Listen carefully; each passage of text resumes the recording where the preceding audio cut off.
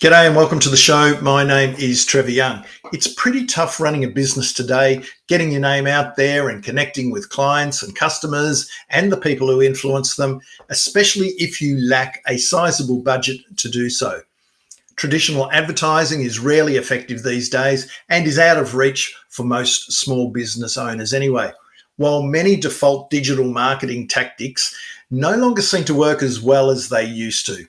But there is a way through for those entrepreneurs who are willing to explore some new ideas, while at the same time be respectful as to how they show up in the marketplace.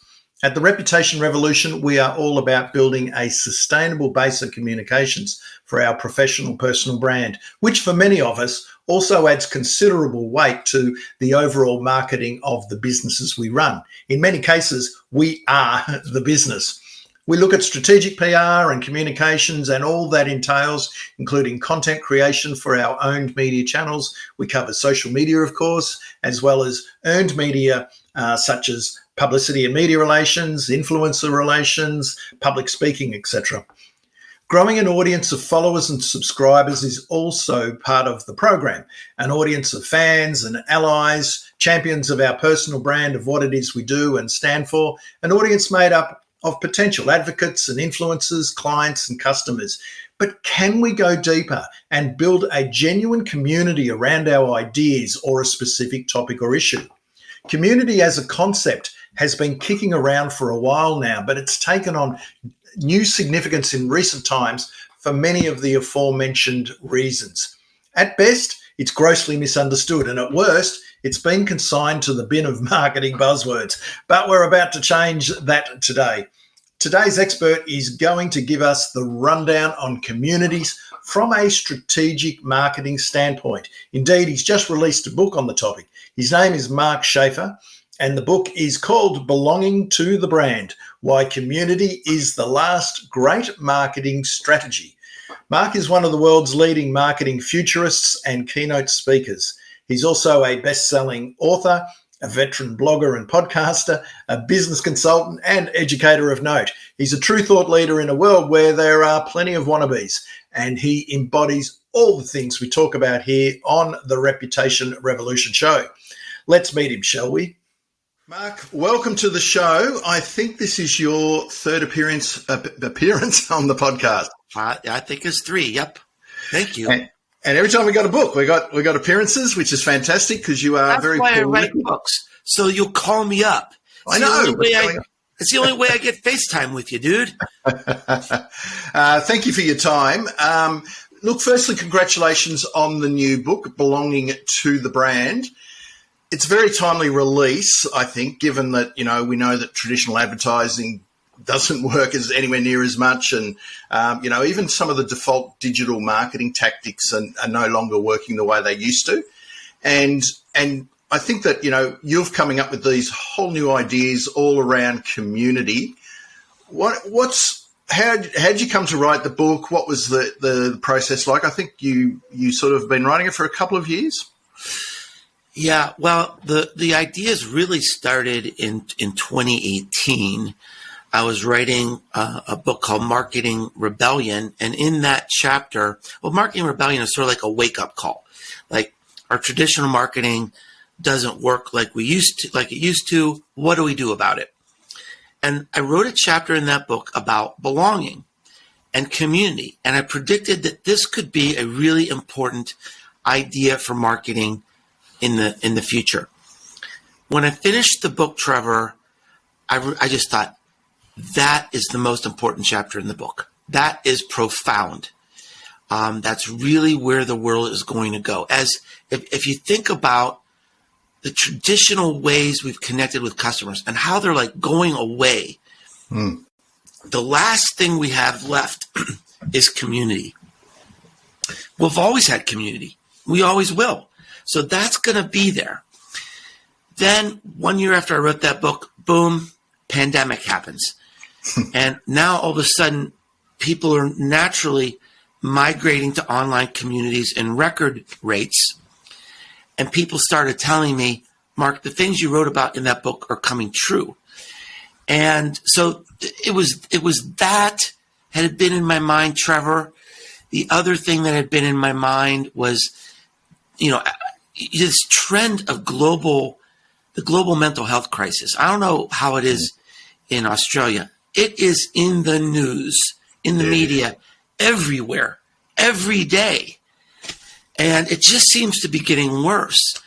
And the headline that just shook me to my core was a major story in the New York Times that said, "This is the loneliest generation," talking about Gen Z.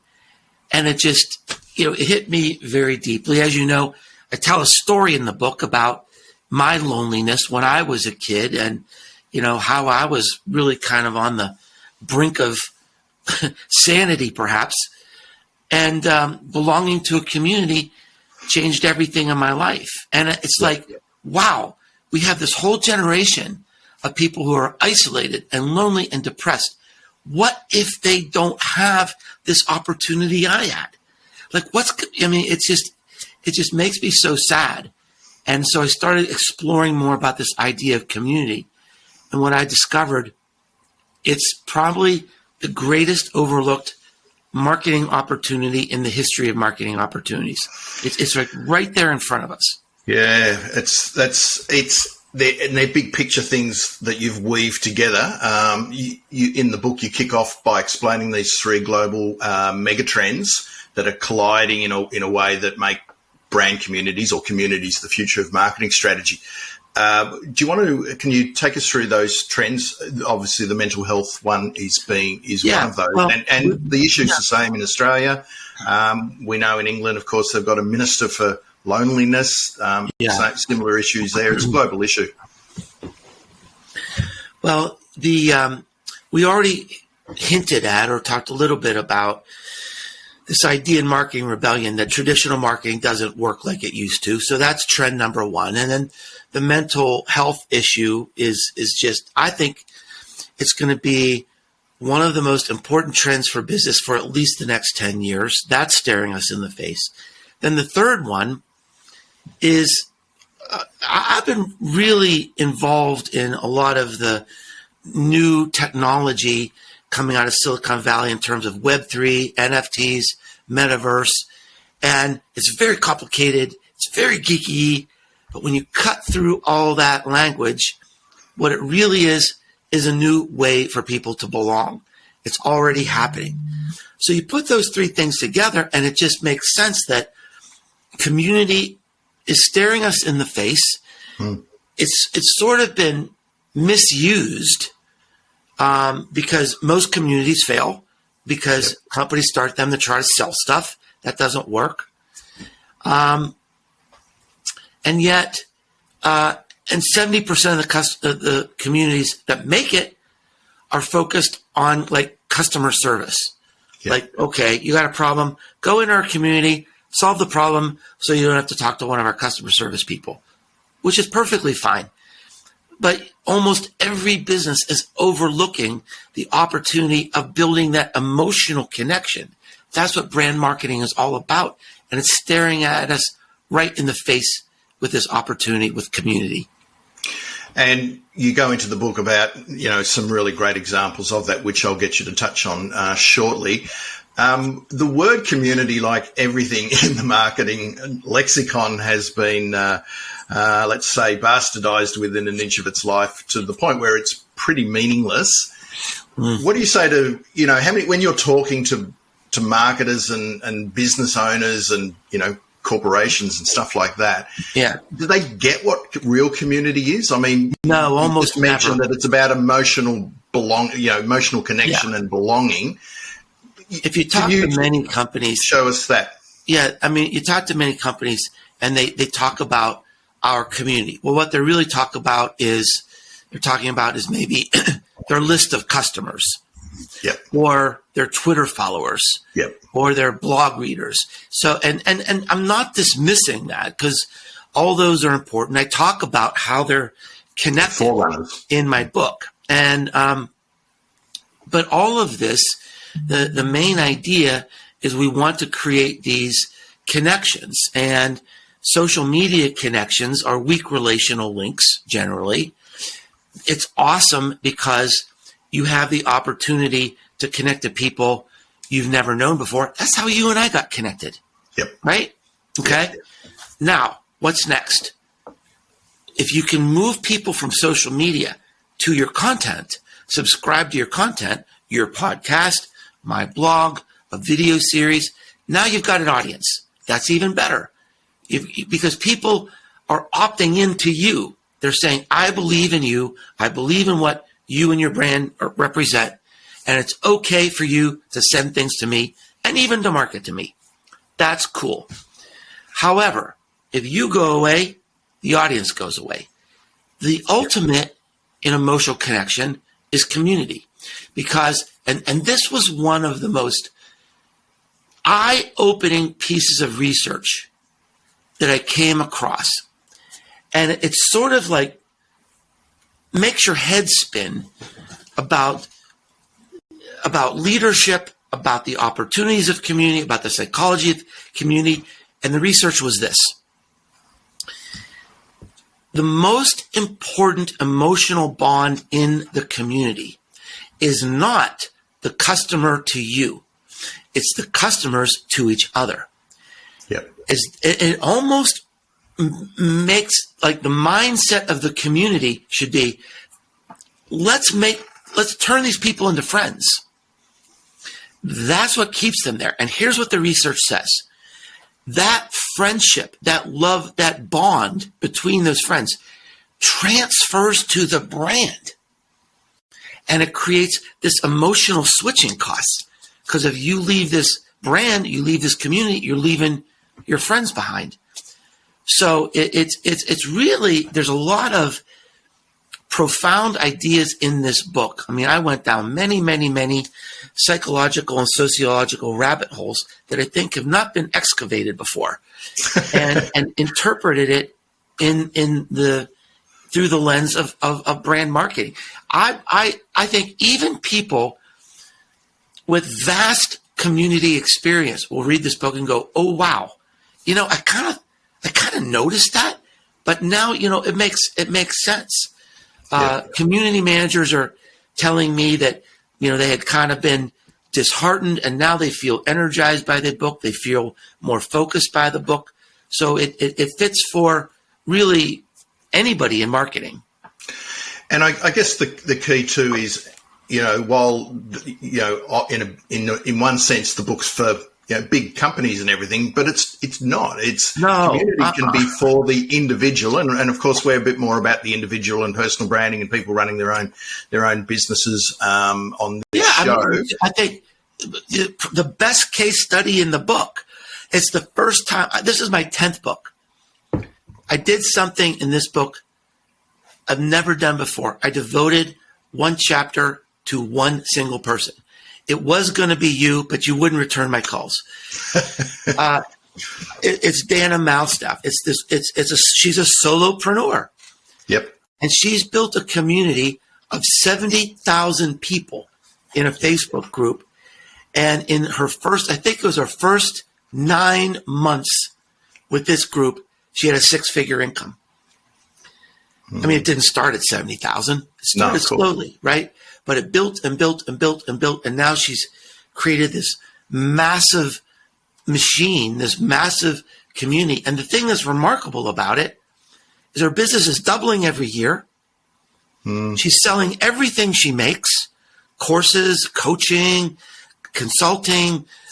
She's got a paid membership. She does events. She has no sales team. She has no marketing team. She has no marketing budget, which is like the coolest thing ever. The ultimate marketing of community requires no marketing, at least as we think of it. If you have a community of 70,000 people, or there's another community in the book with 30 people that drove $40 million worth of revenue for a real estate company. If you have a community that loves you and supports you, you don't need SEO anymore. Yeah. You don't need ads. You don't need branded content. You just need to create a safe place for people to come and a unified purpose that makes them want to visit. And Dana's, that was a great case study, and perfect what you're talking about, and how, an individual who's got passion and a vision can make something happen. The technology is there for them to do it today. She's the founder of, you'll say Boss Mom. I'll say Boss Mom. And it's a business building community in the US.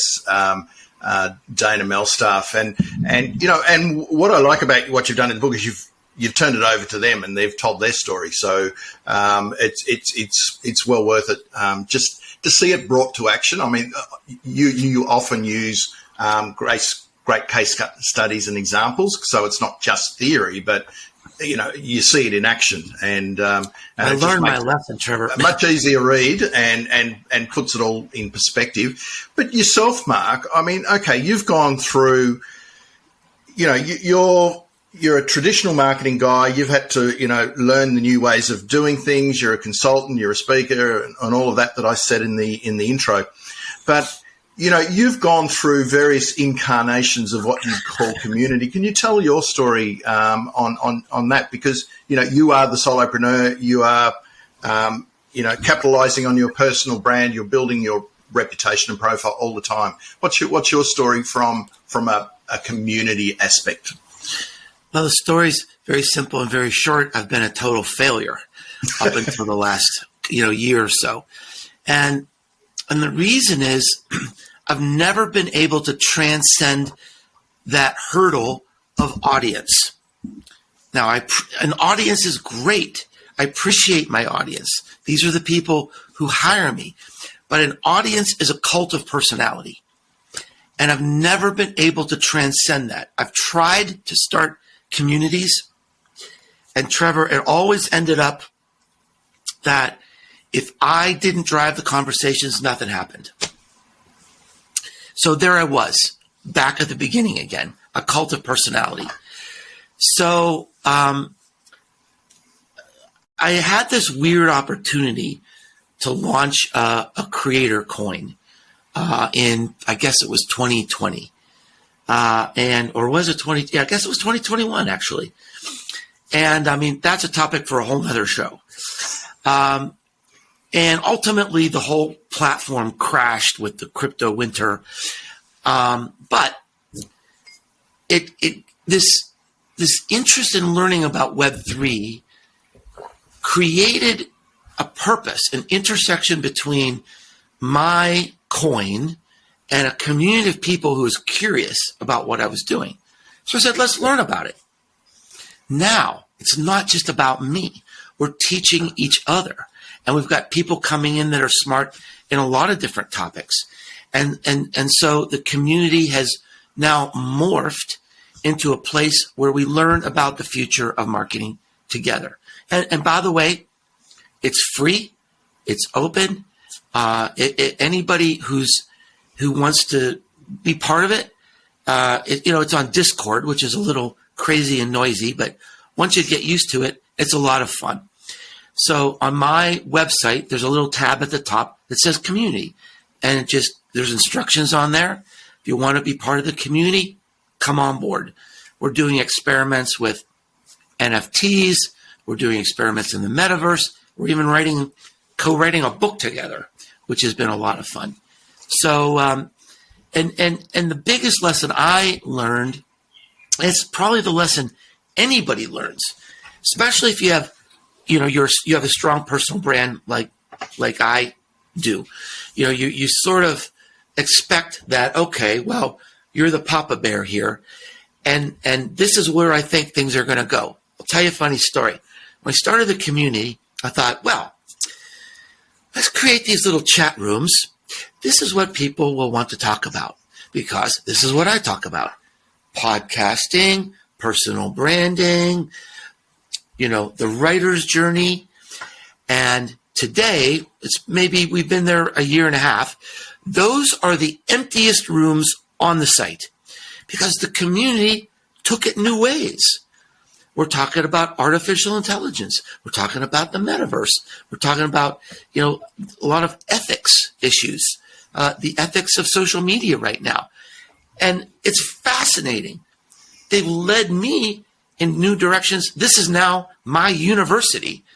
This is where I'm learning. But you have to have the courage to let it go and nurture the growth and the ideas. Dana had a great quote. She said, my job isn't to have a structure. My job isn't to, have a staff. She has no staff. It's all volunteers. Her job is to create a safe culture. And that's my job in the community. Mark, that's a great story about what you've gone through, and just picking up on that, it seems to me that it's, prior it's been about you. You're the one to kick it off, of course, and then you start driving it. But with this one, it was, there was an area or a topic, or a very large topic, Web3. Let's just bundle it all in, and that's what people are interested in, and they can talk around that. And then over time, things might morph and change. But because you had that focus and that vision to talk about and to explore those ideas, is that what probably has given it a bit more legs? Well, a community has to be built on trust. I mean, if you don't trust the information and the people that are there, why would you ever go there? Yep. Now, how do you know it's a place you can trust? A lot of the time, it's because there's a person there you can trust. You may not trust the people. You may not trust the content because you haven't been there before. You don't know. So I think there is a very important link between the personal brand and the community. Maybe that personal brand is the community manager. Maybe it's a business leader. Maybe it's an entrepreneur. Maybe it's someone that, who you just believe in and you admire. But that's what's going to get you in. Yep. And what's happening now, Trevor, is there's so much exciting ideas going on in the community. People are sharing it outside the community. It's not me. I'm not recruiting people. And people are seeing their friends saying, oh, look what's happened in this Rise community. We just did this experiment in the metaverse. Look how much fun it was. And people are saying, how can I come in? How can I join? I haven't brought anybody into the community in at least 2 months. They're all coming in because they're being invited by people who are already there. That's and what's the growth like? That's how Dana grew Dana grew her community. And it's not about shooting the lights out in terms of numbers, but you want to sort of see organic growth. How's that sort of tracked for you? Well, I've been concerned about growing too fast because I kind of like the small, intimate community. I'm afraid of it being huge. And one of the things that Dana talked about in the book is that, 70,000 is too much. She said, really, once you get above 20,000, it's too much. So she's had to delegate and create a lot of, volunteer organizations within the organization to handle that. But I like having the personal relationships, really getting to know people. So for me, this is part of my learning edge. What happens when it gets bigger?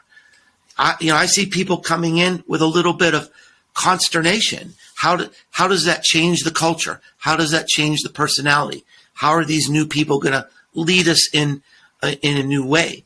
But that's part of my learning process to kind of trust the world, trust the system. If this is an ethical, values-driven community, we accept no toxicity in my community. And, if we have the right kind of people, it's going to go in the right kind of direction. And so far it's worked beautifully. You mentioned, let's get into a platform at the, you mentioned Discord, but of course, you need a gathering place. You need a campfire, people to come to make that community interactive. And that's where, we can do it online. Of course, you've got offline communities as well. And then it might be as simple as having a messaging service such as Slack, and Discord's, not that much different. So what are the platforms you see people using? You mentioned Dana has she got the whole 70,000 on Facebook? Facebook, one Facebook group. Yeah. Well, you mentioned some of the big ones, of course. Facebook by far has the most communities. And actually, this was interesting to me. The average person on Facebook belongs to 5 communities. That's pretty interesting. And Facebook is kind of out of fashion right now. But the advantage to Facebook is, first of all, there's a lot of proven technology there. There's a lot of great collaborative technology there. And the most important thing for many people, it's organic to their daily lives. So you go onto Facebook, you say, oh, something's happening in my community. You don't need to click onto Slack. You don't need to click onto Circle. Most people are already on Facebook, LinkedIn, Twitter. In some cases, Slack is if you're in the corporate world. So one thing to consider is what's organic to your community, to your fans. I went on Discord kicking and screaming. I did not want to go onto Discord. I don't like Discord. But my community said, look, if we're going to learn about the future marketing Web3, we might as well learn this too. Yep. All right. Can't argue with that. So Here we are. And, it's a little chaotic, but it's also a ton of fun. I'm kind of addicted to my community. And I guess the other part of it too is that you mentioned Circle. So Circle is a commercial one. It's very robust, and it's got you can do.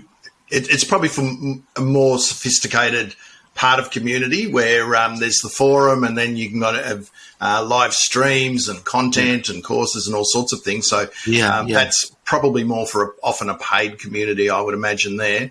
But LinkedIn's got those groups. They don't call them communities, but they've got the groups, which like Facebook.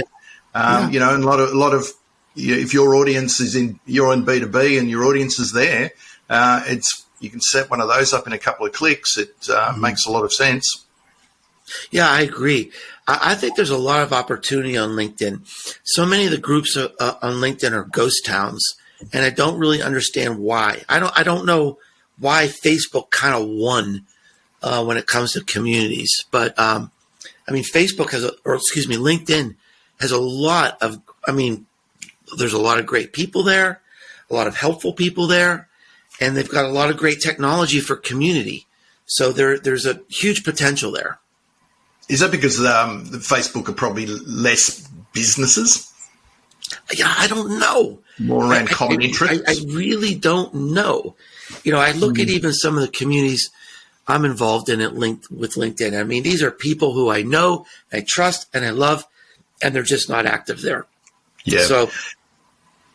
Yeah, and it could just be the business side of things, but Facebook did go through a period where they really, how they all do. They want to push video, so they push video. They want to push live, so they do a big number on that. And I do remember when they were going very hard on groups, and maybe that was the kickoff that they needed. So offline's really important too. And I'm going to throw a couple of the case studies at you if you could walk through them. One is a mutual friend of ours, but Jessica Phillips, who runs Social Media Week in. Is it Lima? Lima. It is. It's Lima. Lima in Ohio. What's her story? Because that started off as definitely offline. Well, I went to her event last year because I was bored. You have to be bored to go to Lima, Ohio, really. There's literally nothing else there. It's actually one of the poorest cities in all of Ohio. Ohio is a pretty big American state. And so it was like sort of the end of COVID. I missed my friends. I hadn't been anywhere. And Jessica was having this event, and all these people were coming from all over the country. I thought, well, I'll drive up and go. It's like a 7-hour drive or something. And when I get there, It is literally like a family reunion. People are there in their T-shirts and their shorts. They're hanging out in the lobby, drinking beer, playing games. People are bringing coolers from their car and their truck. And, when people come through the door, everything stops and then they hug and then they go back to the beer and the games. And they're bowling and they're, it's like, wow, there's some vibe here I have never seen before. And that's the way Jessica intends it. It's really about the people and the relationships. If you come to the conference, you come to the conference. I felt a little unsettled when I went there because it's like, I don't know these traditions. They were playing games I never heard of before. But this is something they do every year, and they have a lot of laughs. And it's like, oh, well, how do I get into this? And so they just it really is this community where they have their games and their secret language and all their traditions, and it just builds over time. And once you go, you kind of get addicted to it. And every year, there's another guy quoted in the book about that conference. I mean, I think he drives like 13 hours from Texas to this. I mean, pardon my, English, but it's like a crappy little town in Ohio. I'm sure Jessica would be very defensive about that, but, it's like you drive through the town and like there's this big oil company there and you drive for miles and all you see is like oil tanks and then these broken down houses. And what the heck am I doing here? And so how is she, if that's an annual event and clearly over COVID, she probably didn't run the event and she's managed to keep people engaged. How has she been able to do that? The community is really the Facebook group. And she said, it's just like a family. You keep in touch every day and then you have a family reunion. Yep. She said, I know every single day we are there. We are there to listen, to support each other, to help each other. She said, there is no business problem I could ever have in my life that can't be solved in this community. And people will come and raise their hand and lead and solve the problem. And so on the day-to-day basis, she keeps that emotional bond, that connection through the Facebook group. And then, and this is an important point, perhaps this is what you're getting at, is that in-face component is important. Almost every online community, I think every online community I featured in the book has an offline component. Yep. Because when you bring people together and they see each other face to face, it takes things to a whole nother level. Yeah. My community so far has been 100% online, but I've offered to have a party at my house in June. And lots of people said they're going to come, including one person from Australia. Maybe you know Fiona Lucas. She's planning to come, and so we'll see. But I'm excited because that literally takes relationships to a whole new level. Absolutely, it does. And you've used the word earlier about trust, and you and I have discussed trust in marketing many times over the past. And trust is a big part of personal branding. It's the currency of today, the social currency of today. But people in that social media week in Jessica's community, they clearly trust her, and then from that they trust each other. As you said, you can go in and talk about your a business issue or a problem or something like that. It's a safe space. Yeah. And that's probably the biggest challenge for a community leader is to imbue that trust and engender that across the community, not just the individual. That's the starting point, but it's with each other. Yeah. Absolutely. I think one of the most important insights in the book is how community turns marketing leadership and marketing management just on its head. We've mentioned Mark Masters or hinted at Mark and as you are the media community several times. And I mean, I think he's sort of the poster child for this idea where he said, look, I've had to like reinvent myself. This is different than everything I learned in business school. I've had to reinvent myself. And sometimes it's really unsettling. I'm still reinventing myself because these ideas of command and control and the message and creating an organization and teams, that's all gone. It's all gone. My major role as the leader of the community is to create a safe and inclusive culture and to dispense status. Because if people want to be acknowledged, they want to be heard, they want to be rewarded, they come into a community thinking, if I can be heard and acknowledged, that's why I want to be here. Status is a very important driver of community success. Let's unpack Mark. For those, he's been on the podcast a couple of times before, but if people don't know of Mark, he runs You Are the Media. I'll let you tell. You've spoken at one of his events. I've spoken at like 4 or 5 of his events. Yeah, you have too. The conference, you were at the first conference. So Mark's story is that it started off, he was blogging, then he quickly turned to a newsletter and he built that up and subscribers. And then they had a lunch club where they came together. And then that moved more into education and he built I probably missed a couple of things. There was a podcast in there. Yeah. Then they had the conference, which you talked at the very first one. And then it just continued to build from there. And when COVID hit, they were doing a lot more online training and that sort of things. And now they have actually moved to Circle. They've ditched Facebook and making it a little bit more, I guess, structured around a Circle, the Circle platform. But you've been there firsthand. I feel very much part of that community. We're both on either sides of the planet to where a lot of them are. How has that worked for you? You clearly feel very comfortable going to Bournemouth and talking and that sort of thing. Yeah, well, I think that's the power of really what Mark has accomplished there. He started this out, like you said, as a newsletter that turned into people that were meeting for lunch. And they said, well, let's do a little bit more and let's create this learning community. And now Mark said, I think this is so significant. His community is the business. He had a B2B marketing agency. Yeah.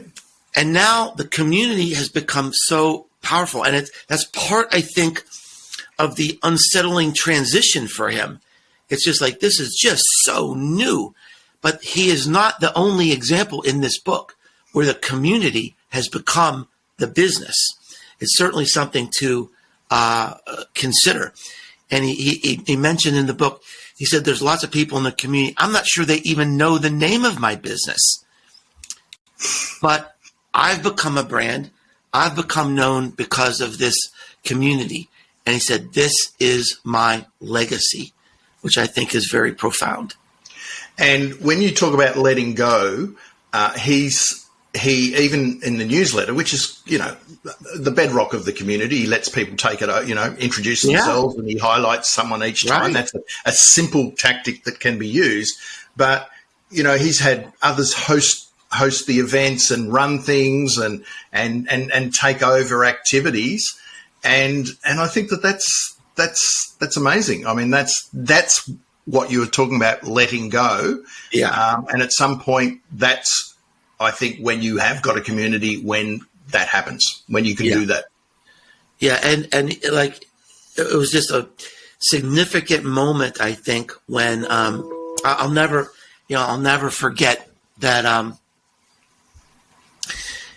the first time somebody in my community had an idea. They wanted to change something, do something new. And I said, great, that's a really good idea. Why don't you do it? They said, okay. So they did.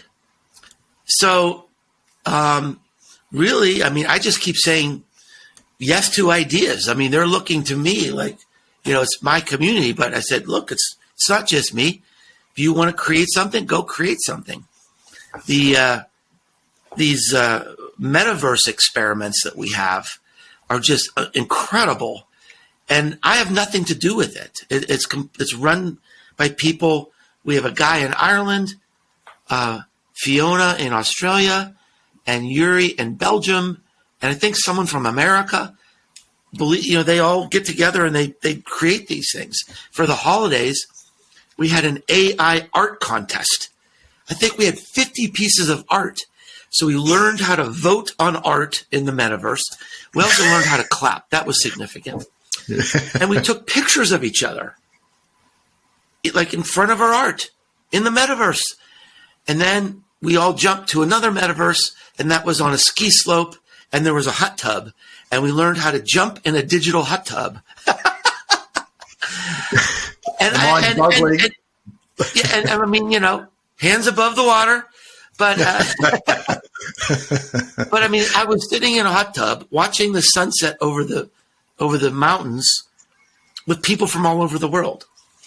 And I think there's another important lesson there, and that is, number one, I had nothing to do with it. I mean, I just went along for the ride. This was completely organized by other people, and it was the most amazing, memorable, joyful experience. But the other key idea is that what happened after that, people took pictures, screenshots of themselves in front of their art, or dancing with their friends, or in the hot tub with the sunset, and they shared it on social media. Now think about the power of that from a marketing standpoint, where you create something so powerful, so unmissable in the community that people share it outside the community. That's why, I haven't had to recruit anybody into my community, because people are bringing their friends in. People are seeing these events that we're having, and they're saying, how can I get involved in that? And with all the technology, and the metaverse is fantastic, and that's the sort of the 3D, and you're walking through virtual worlds, and the VR and virtual reality side of things, which is going to continue on. It will really add weight to the whole thing of community, because we can be there in person rather than just writing on a Facebook group. But they will still fall flat if you try and go sexy with all the metaverse stuff, and you haven't got trust, and people aren't, connecting with each other, and there's no emotional bond. So the tech is great, and it's going to make a big difference, but really you've still got to have that personal brand, the leadership, that side of things, and the trust and the letting go. There's so many elements, Mark. Yeah, there's a lot of moving pieces. Creating a successful community is not easy, but I mean, one of the things I talk about in the book is, I've been in marketing for 40 years. I can say with some authority, this is the hardest time to be in marketing ever. So if marketing is hard, why not work on something that you think has a better chance of working than, Google ads? And I think we ought to be looking at community as an alternative. We ought to be experimenting with community. And it is a different way of thinking. It's a different sort of mindset. But there's also a tremendous payoff. And speaking of, I'll finish up on the metaverse side of things. I've at this point in time, it may have gone to air. I don't think so, but it will be very shortly. I've interviewed Mitch Jackson, who's an attorney in California, and you mentioned Mitch and his son Garrett in the book, because one section of the book is around the Web3 and all of that sort of stuff. So if you're interested in that, as a listener, I recommend you check out that interview with Mitch, and all the things you're talking about, the Web3. I mean, again, it's you're exploring that through the lens of community. Yeah.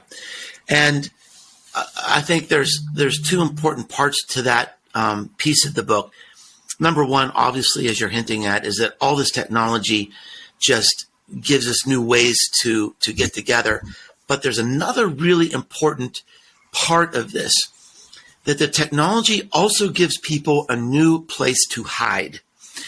And this is something that really hasn't been part of the conversation in PR sales and marketing, that many businesses depend a lot on social listening platforms. We look at conversations, we look at feedback, we look at complaints, we do sentiment analysis, what's going on LinkedIn and Twitter and Facebook. Well, what happens when a big segment of the population aren't on those platforms? They're on places that aren't being detected by social listening platforms. And that is another one of the implications of these new technologies. If people are meeting in the metaverse, that's not going to show up on Sprout Social. Look at how Discord has just blown up. And these are private, walled communities. No social listening platform can dig into my community and see who's there and see what they're saying. So all the movement, all the momentum of social conversations is moving away from these traditional social platforms and moving into these digital campfires. So this is, and I don't have a big answer for it in the book. I don't have a big solution. It's just, hey, be aware that this is part of the change and part of the way that community is going to be changing marketing.